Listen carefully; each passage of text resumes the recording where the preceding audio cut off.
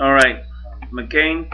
You also said that you had um, wanted to deal with those who were handing off things for the Fannie Mae, who were doing corrupt business lending mortgages to people who cannot afford it.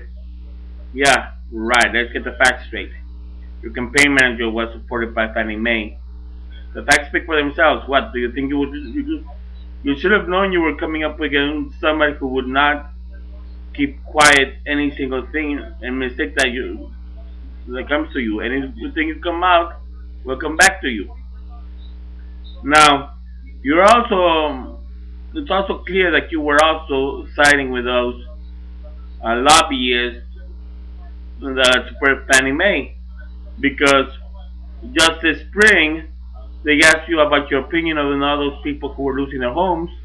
Your answer was that you would not do anything to help them out, even though you felt sorry for them losing their houses. Once again, that was sticking with your lack of regulation. Don't say you were pushing for regulation, which you were not. That just proves you were not the maverick then, as you're not the maverick now. You're once again a liar. Um, McCain brought out the point that our debt at the beginning of Bush's tenure was 5 trillion, and it has now doubled to 10 trillion, mostly because of an absurd and ludicrous war in Iraq, where $10 billion are being spent monthly. That is $120 billion a year. We've been in that war for what now? 5 years. 120. That's what? Um, $600 billion already spent in Iraq. And you're talking about cutting wasteful spending? I don't think so. Not as long as you're pushing for Iraq. You talked about being a consistent reformer. The facts once again speak for themselves. Just last week, you said you left your campaign to go push for this bailout plan, yet you had enough pork belts in there and no oversight in there so that those CEOs could spend $400,000 of that money in their own little spa treatment. How ridiculous. You were talking about fighting special interests. Your arguments speak loudly for some special interests.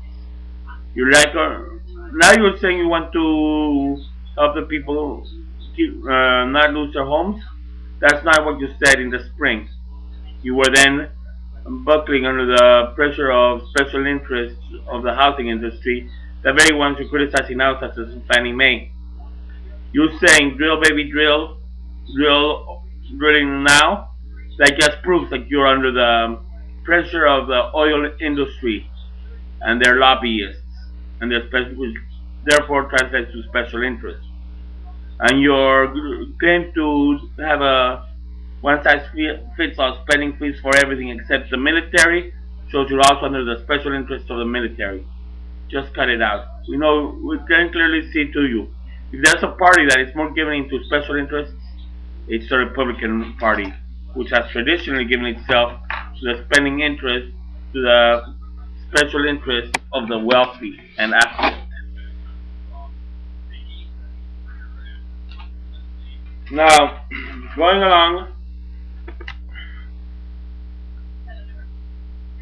you said that we need to look at your records. Yes. You criticized Obama's record and you compared it to nailing jello on the wall. Well, it sure is easier to nail jello on the wall than it is to nail water on the wall. Your policies.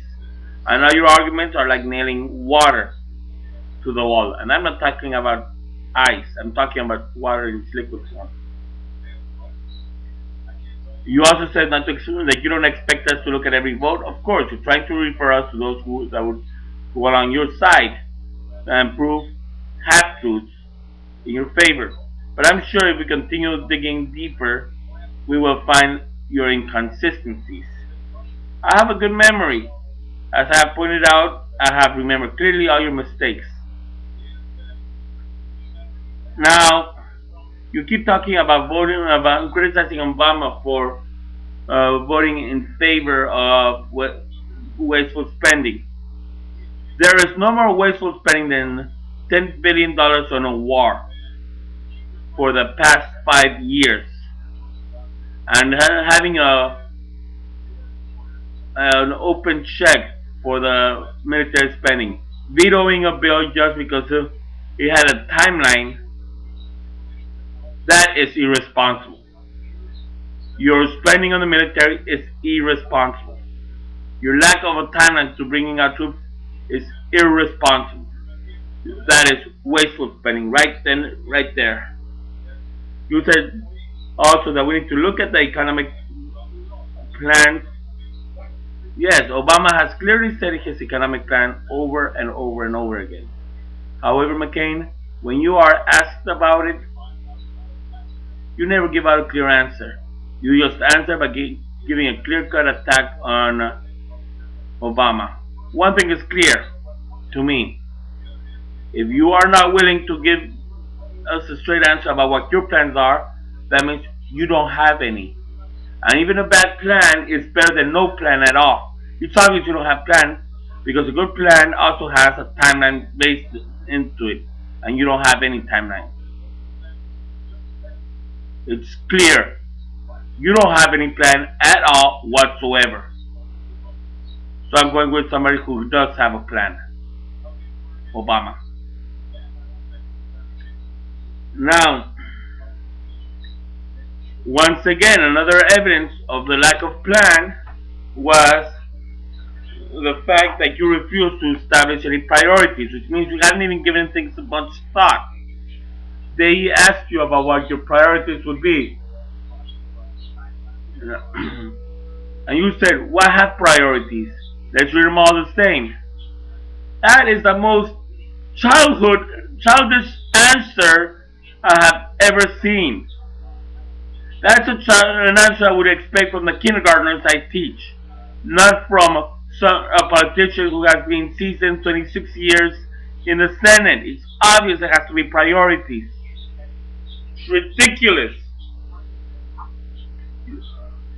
Obama at least has his priorities settled out and established clear answers to it. His investment, which you call wasteful spending, investing for our independence from oil, I don't think that's wasteful spending. $15 billion over 10 years should be $10 billion a month. In his ad about healthcare, he clearly established his plan for healthcare. And education, he sounds like he knows exactly what he's talking about in the field of education. Now, you were talking about earmarking, criticizing earmarking, which only comes out to about a budget of 18 billion, when in 2 months you spent more than that, $2 billion more than that in 2 months of war. And you're talking about wasteful spending? How ridiculous! Yeah, we're talking about corporate tax cuts. You're talking about cutting taxes to the corporate industries, including oil industry. So you want the oil industry to have to pay little or no taxes to the American economy, yet you're pushing for a war that makes them richer. Does anybody know how to say special interest? You're all talking about this and that, but your policies always push and point to you as the big fat liar, McCain. Obama pinpointed the real cause of our crisis. Your support of the wealthy and their un-American greed, not wanting to pay what they get, what they need to pay for what their benefits is behind it.